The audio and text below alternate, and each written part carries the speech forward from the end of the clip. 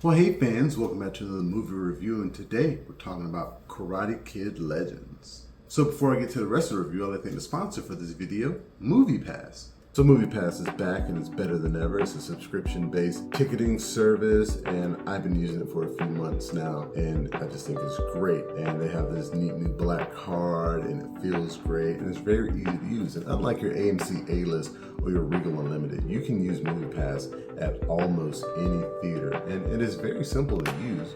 They now go off of a points-based system, so you pay every month, and that will vary depending on the market that you live in, and you'll get a certain amount of points to use for movies. And the price in terms of points for the movies varies depending on the day of the week that you go to the theater, the time of the showing, and how recently the movie has been released. So what you'll do is you'll go into the app, you'll click the movie that you want to see, unlock the card, and then pay. You can also pick the online option for just a few more points if you don't want to wait in line. So again, thank you to MoviePass. So Karate Kid Legends is a martial arts drama film directed by Jonathan Entwistle in his directorial debut. It stars Ben Wang, Sadie Stanley, Ming-Na Wen, Ralph Macchio, Jackie Chan, Aramis Knight, Wyatt Oleff, and many other names. And it follows this kid named Li Fong. He moves from China to New York, and in the midst of this big change in his life, he meets a girl, starts to fall in love, but then gets into it with her ex-boyfriend who knows karate. Now he must figure out a way to defend himself. Now, does that sound familiar? Yes, it does. That is basically the plot of the original Karate Kid movie and the 2010 Karate Kid movie. And if it ain't broke, don't fix it. I know that's what they say, and I'm a big fan of the Karate Kid franchise. I've seen every film, and I've even seen Cobra Kai, which I really enjoyed the first few seasons, and I finished it out. It became a guilty pleasure. I like that they were able to end that story.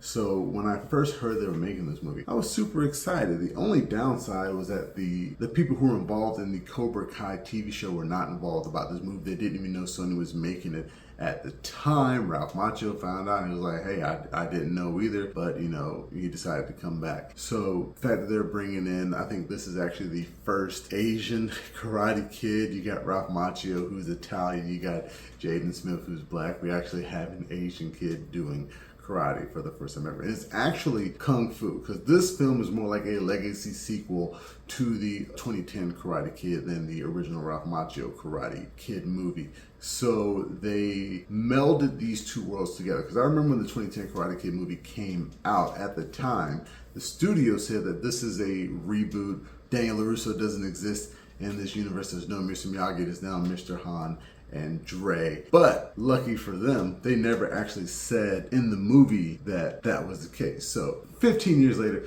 they can go back and combine these two universes into one. And I think it was a great idea, even though the execution is not all the way there. Seeing as this is a legacy sequel to the 2010 Karate Kid movie, I don't know why Jaden Smith did not appear in this film at all. That makes no sense to me, considering that he was Mr. Han's first real student, who Mr. Han in this movie, played by Jackie Chan. Jackie Chan still got it, still doing great, still doing well. Mr. Han has built up his dojo or whatever, his kung fu class, into this massive, it looks like he has a lot, he may have had a lot of money in the original movie, I don't remember, I need to go back and watch that again. But his class, all the students he has, he's clearly making money. He's clearly well off. And they actually introduced the fact that Li Fong is like his nephew in this movie, or more so that like Li Fong's mom is Mr. Han's niece. So Mr. Han had a sister or a brother that we didn't find out about in the first movie. We know he had a wife who passed away. So he's actually related to this guy.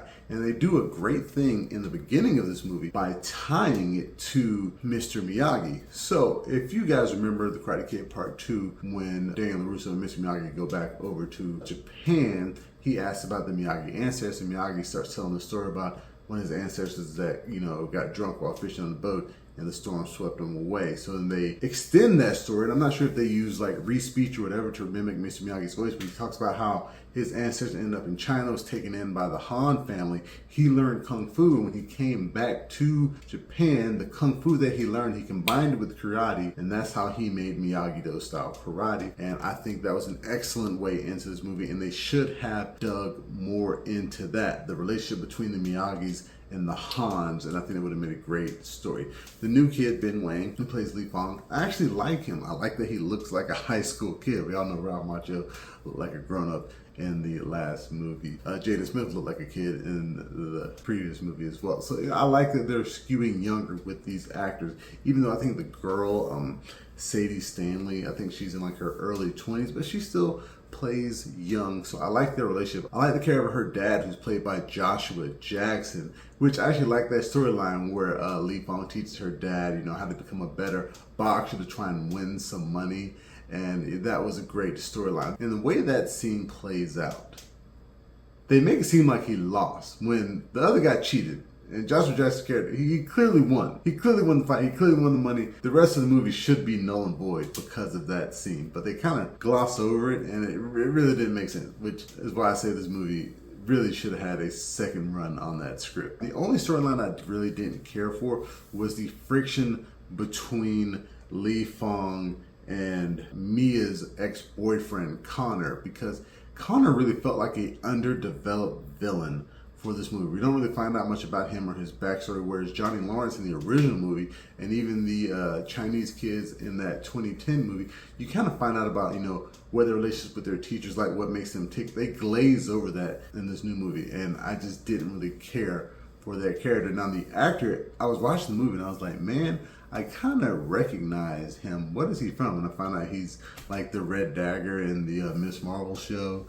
But I wish they gave him better material to work with. He seems like he's a good kid. But I see, again, why they made this story. You got Ralph Macchio, you got Jackie Chan, you got Karate Kid. The bones are there. The bones are there for a great story. And it really kind of feels like they did rush a lot of this movie. They should have had the Netflix guys come in and even consult and add a few things to tie it to that. You don't really need a lot. Like when we went to California and we're at Miyagi-Do, if we saw some of those kids from the Netflix show training in the backyard, that's all we would have needed to make this a better movie. It does just seem like they, rush a lot of the action, and it's just a bummer that there weren't more connections made. And like Daniel LaRusso himself, Daniel LaRusso probably could have been cut from this movie and it would have turned out just the same. Like, you could have also replaced Daniel LaRusso with Julie Pierce from the next Karate Kid, and it would have been just as good of a movie. And as a matter of fact, I think that would have been a better choice because we have been missing Julie Pierce's universe. We need her to come back. I don't know what Hilary Swank is up to, but we need to find a way to get her back in this universe.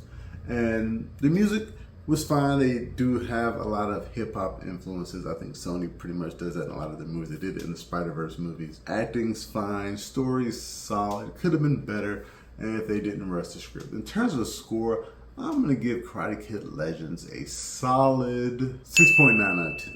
I think a few things could have been better, but overall I liked it. I'm happy to see a sequel. I'm happy to see a Mr. Miyagi prequel. I've talked about that.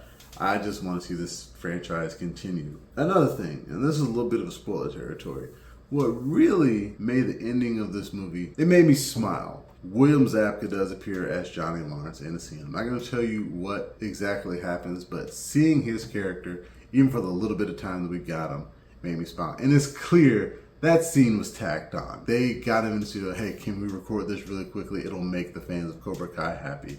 That's what they did there. So I'm happy it was included. It made me smile. I enjoyed it. Probably bumped it up a couple points for me at that. I want to thank you guys again for joining me for this movie review. Remember, you can find the full review on YouTube and the website, flipfrogllc.com/clicksfrog. Remember, you can find us on Facebook, Instagram, Twitter, and Reddit. And please, pretty please, make sure that you like, share, and subscribe. And until next time, I'll be seeing you.